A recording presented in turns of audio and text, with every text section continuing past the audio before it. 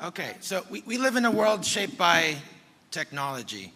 And I've been fortunate enough to work on, I think, 3 of the most sort of technologically advanced buildings. I think if there's one thing that we do here at the council, is that the buildings that we do, these tall buildings, are a huge investment of the latest technologies.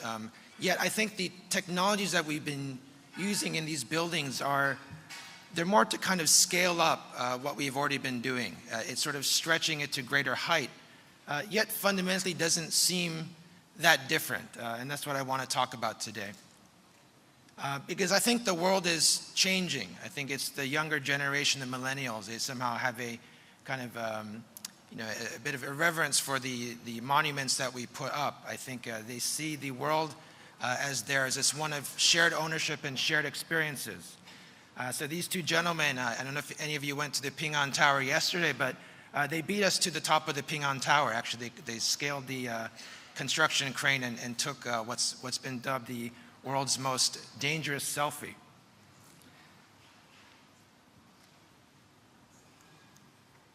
And not to be outdone by the Russian girl or Hong Kong boy, right?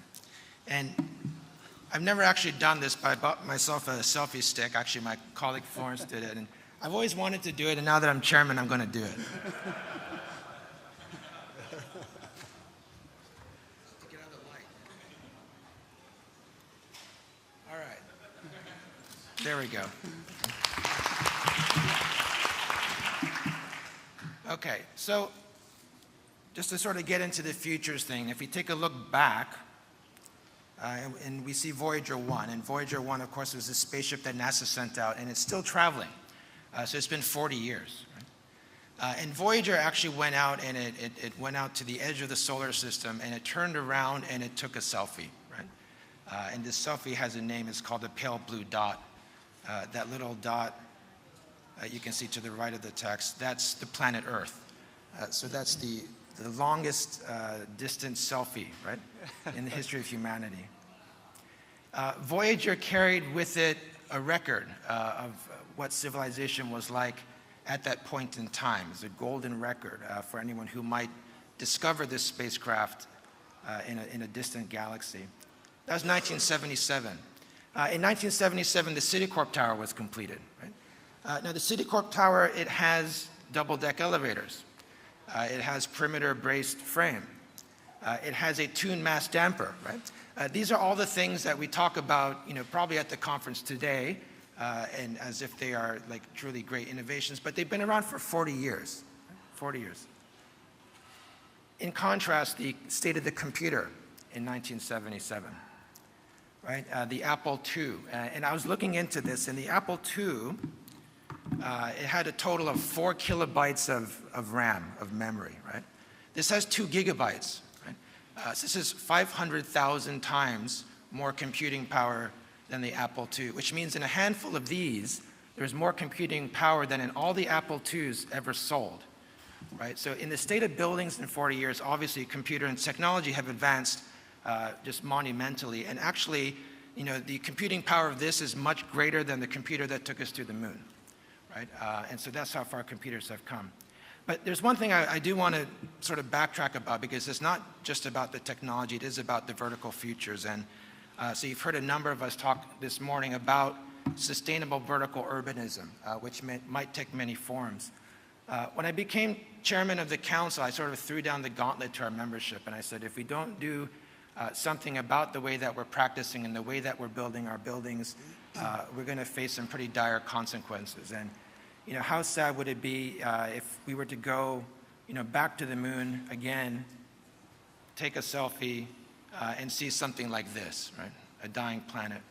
And so that's what I mean by vertical future, because it could be a positive one or it could be a catastrophic one, but it's really up to us. Because we are an urban planet, but we're not necessarily doing everything responsibly. The vertical future is a belief that height can enable a sustainable vertical habitat, that somehow, if we can build compactly and efficiently and in synergy with nature, that this is our most sustainable way to preserve our planet while still allowing for the advancement of our civilization. But there's one trick with all this density. It turns out that we are not just an urban planet, we're a coastal planet, which means somewhere from 50 to 60% of us live within 150 kilometers of a coast. So we're actually building our largest cities in the most dangerous areas of the world. Shenzhen, Hong Kong being prime examples of places which have typhoons and earthquakes. And if anything, the climate change scenario is making this all the worse. And we've seen it in New Orleans, we've seen it in New York with Hurricane Sandy. Like, major metropolises get really messed up because of climate change. I think we saw it with devastating consequences in Japan about 5 years ago. So because of that incident in Japan, I was approached by NHK, which is the Japanese television broadcasting company, and they asked me, can you design a really, really tall tower? Okay, they kind of inferred that they wanted me to propose a mile high. So what you're looking at is a mile-high tower, 1.6 kilometers tall. I said, well, if we do this tower, we need to give it a story. It needs to exist for a reason. And so I sited it in Tokyo Bay. Now, the whole premise of this is that it's not just one solitary tower, but it is this sort of urban ecosystem. What you see as these hexagons are actually buildings that are built out onto the bay that support housing. The whole city is built over a subterranean highway that exists called the Aqua Line. So it's not just about tall, but it's about habitat and infrastructure. Okay, so some of the themes of this conference. Okay, and so it addressed issues that face us today. You know, how do we provide enough food for our population? How do we provide enough clean water for our urban centers? How do we deal with aging populations, right? So these are questions that cause a great deal of anxiety.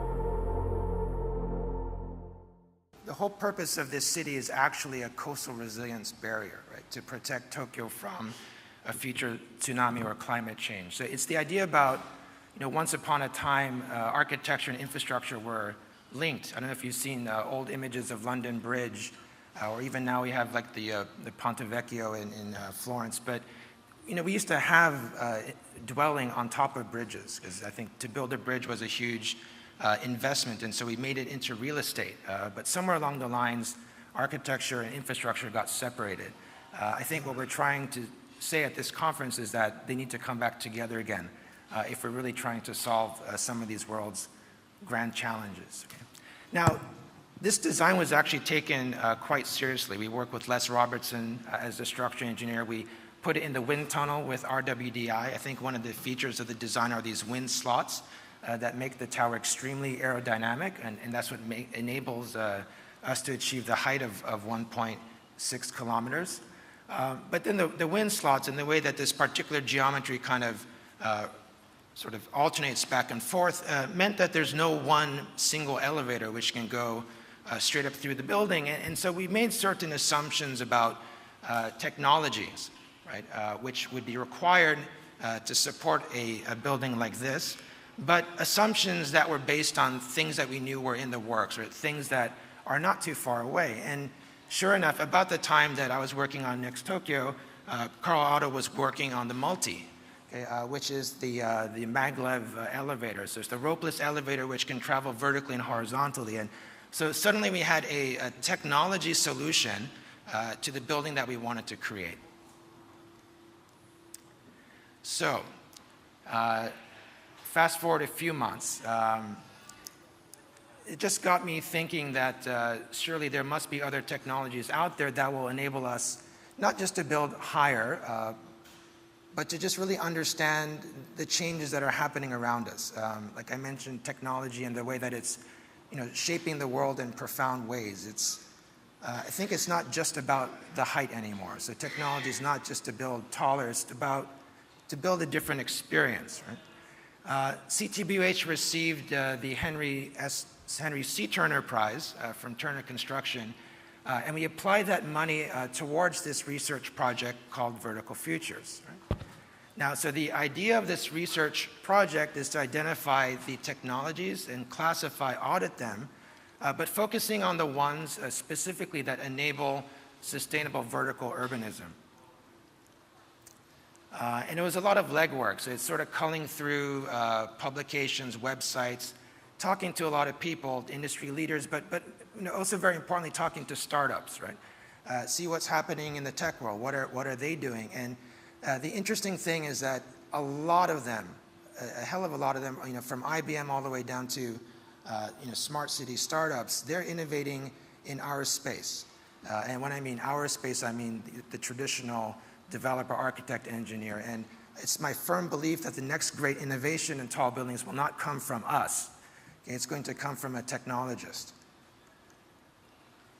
So we compiled a list, and it's a relatively small group of us. We actually have a research department in Venice, of all places. So our CTBUH research department is in Venice, along with others from Turner, CBRE.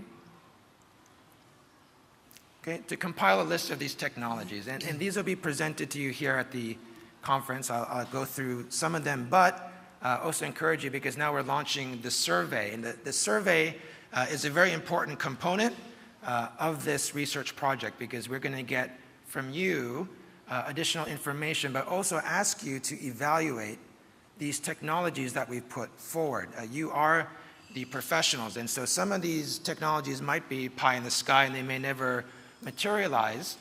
Some might take some time to mature, but could have a profound impact on our industry.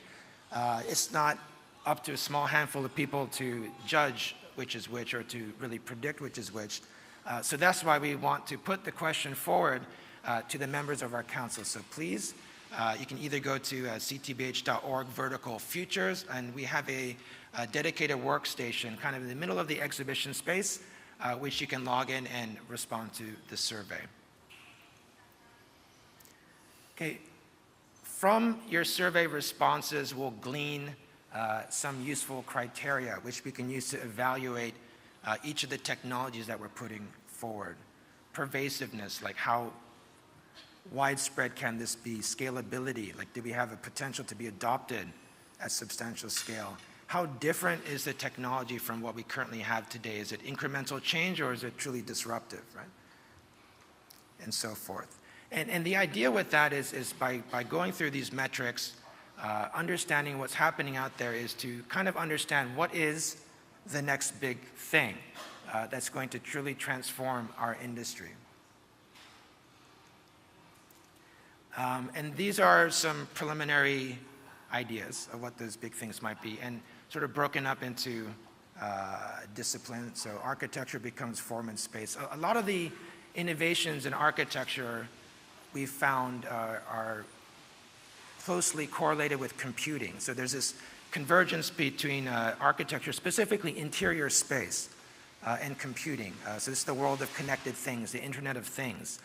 That's really going to change our user experience of being in an interior environment. But there's also another aspect of computing and architecture I want to touch on, and that's the notion that architecture is an art, right? That it's an act of creativity. I went to a conference which CBRE hosted in Singapore a couple weeks ago, and a gentleman from McKinsey presented their report, and it was talking about professions which would be made obsolete by computer automation, right? And so it showed a decline in jobs, particularly in administrative tasks, legal tasks, even some financial tasks, right? Which made the people at CBRE nervous. But interestingly enough, they said that architecture would go up, right? Because somehow architecture is perceived as a creative industry, and that a computer can never be as creative as a human being. Now, what we're seeing is a Rembrandt, okay? But it's not really a Rembrandt. Okay? It's an original work of art drawn by a computer in the style of Rembrandt.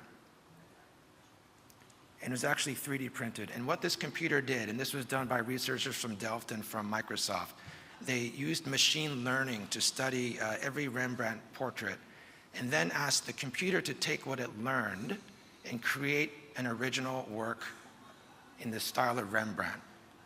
Okay, so if you think if a computer can draw a Rembrandt, then I think certainly it can automate a lot of the process that we do. And I'd be the first to say, a lot of the work that I do, right, could easily be done by a computer who studied the work that I did before. So I think the lesson here is that we need to constantly innovate. If you're not doing something different from your last project, then your work will be replaced by the computer someday. Okay, materials, okay, on a different note. So when it came to materials, we saw like a heavy correlation with biology. Okay, so it's sort of like the reemergence of biotech or nanotechnology. Right? And it's kind of interesting. So here we're seeing bacteria, okay, of all things, being used in a variety of different ways. So here's a shape-shifting fabric. Right now it's only at the scale they're using it in clothing. So sports clothing, they use this, and the whole concept is these little flaps are coated with this biofilm, and as that biofilm is subjected to heat and moisture, it curls up and it opens, and then the clothing can breathe, right? Now imagine this technology scaled up to a building facade, and then think about the possibilities. Harvested materials. I think we've talked a lot about wood skyscrapers. So the idea again about growing the material that we use in our buildings. What you're actually seeing is a demonstration tower that was built from bricks made from mushrooms, okay? And specifically the bacteria at the root of the mushroom that you sort of chop up and you grind it, you mix it with some wood, and it actually grows and hardens into something which is completely fireproof, high insulation value, and it has the structural properties of a brick, okay? Interestingly, the thing that right now isn't making this too commercially viable is you have to heat the brick at the end to kill off the mushroom because it's alive, it's still growing. So that's kind of an interesting twist when you think about using living materials in buildings. Self-healing concrete. So again, the idea of using bacteria, in this case it's a bacteria that when it's exposed to water, so when a crack opens up in concrete, it's exposed to water, it basically secretes, I think, calcium carbonate, which seals the crack in the concrete. So the idea that our buildings become more alive, okay? They actually become biological and they have the capacity to heal themselves. Flow. I gave a nod to ThyssenKrupp. I have to give a nod to Kohn now, right? So, elevating and vertical transportation in buildings is really, it's the first entry point of technology into a building, but it's also, I think, the first sort of departure point from the building out into the urban habitat. So it's that link, I think, between the building and its sort of environment. How do we get around? Now, the elevator companies have made great technological progress. The one thing, though, that I do see happening, which will fundamentally change our cities and the way that we get to our buildings and possibly in the future get up our buildings, is not just the driverless car, which you heard about, but an entire autonomous fleet. And it's already being done. So this is Uber in Pittsburgh, okay? And the whole idea with the autonomous fleet is that you don't own your car anymore, right? And because you don't own a car, we have much fewer cars on the road. We have like about 10% as many cars on the road because you're subscribing to a car service that shows up on demand. Now, the reason that autonomy is important is because that drops the price of the Uber to the point that it's equivalent to you owning and driving your own car. Drone delivery. Okay, so when it comes to construction, we've renamed it assembly because it has a high degree now of overlap with sort of automated processes.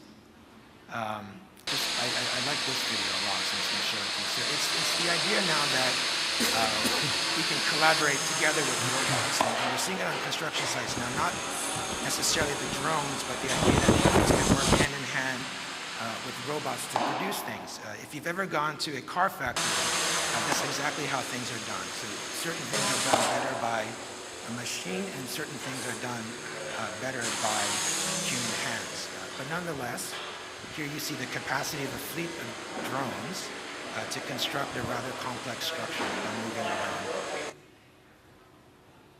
blocks.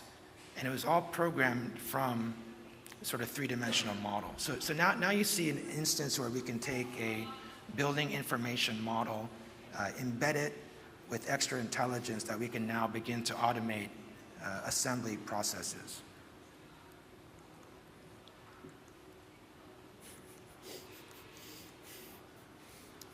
Okay, but I want to get to digitization because I think this is really a lot of what the discussion's about. Virtual reality, augmented reality, Internet of Things. Right? This year, I think we finally saw that one big, massive convergence of the physical and digital worlds. And unfortunately, it wasn't what I expected, but it was Pokemon Go, right? And if you think about it, I think within 15 days, it reached an adoption of 50 million users, and I think the television required 15 years, right, to reach that same effect. So massive capacity for technologies now to disseminate. So augmented reality. But it's also finding its way into buildings. Now, this is dubbed the world's smartest building, the Edge in Amsterdam. It's actually done by PLP, which is, if you're from KPF, you're not supposed to show their work, but I am, because it's really brilliant. But what they did here is they actually embedded sensors into just about everything, linked it together with data visualization, so you can see exactly what's going on in your building. You can control your environment. You can understand which desk you want to go to. This is 100% sort of hot desk work environment. And it also uses this really cool technology. It's called visible light communication. So in this case, I don't know if you remember, like ships, when they used to communicate, they would take the light and they would flick it on and off to do Morse code, and then two ships could communicate at distance. Now with LEDs, LEDs are able to blink on and off so rapidly that they also can communicate data, but it's so fast that our eyes cannot detect. So once we have this capacity to transmit data over light,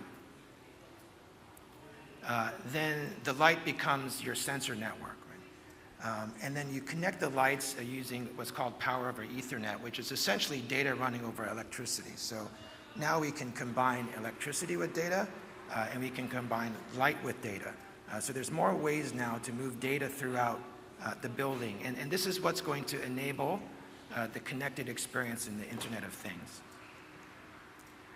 But at the same time, the work environment itself, in the space I just showed you, looks like a conventional work environment. But I think if we saw anything from the presentations today by Munsum, I think there's this real desire on the part now of humanity, I think, to really reconnect with nature. And this is a building I find particularly innovative in Japan. And what they do is they grow their own food inside their office space. So this idea of vertical agriculture, and it's not just to feed us, but I think to be able to reconnect us to nature. And I think that's really a byproduct of this sort of rapid technology and urbanization. And we see it happening everywhere. And Munsum showed you his projects, but CTBUH has also been advocating this for a number of years. One Central Park in Sydney, the Interlace in Singapore. And last year's best tall building was Bosco Verticale, the vertical forest. So in this case, it is a kind of technology because we weren't able to do this before, because now we have the technology to be able to grow agriculture cleanly within an urban space. So we can return agriculture into the city. And to just practice what I preach, this is my office in New York. So this is my little urban farm. We probably only generated, 5, 6 tomatoes, but I think the thing that people liked is that it actually uplifted the spirit of the whole studio, because suddenly you would come in every day and you would notice a change in your daily routine, because you would suddenly see that tomato that was green yesterday was suddenly red. And we actually planted these touch me nots, and the whole idea now is, you can get the sense of the environment being responsive to you.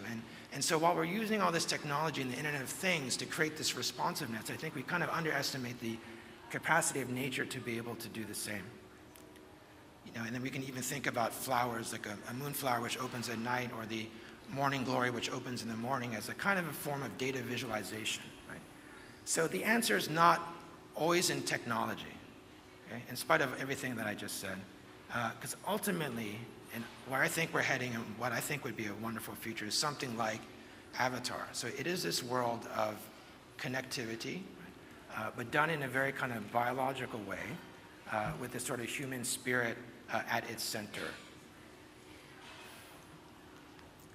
So I've presented many possible vertical futures to you.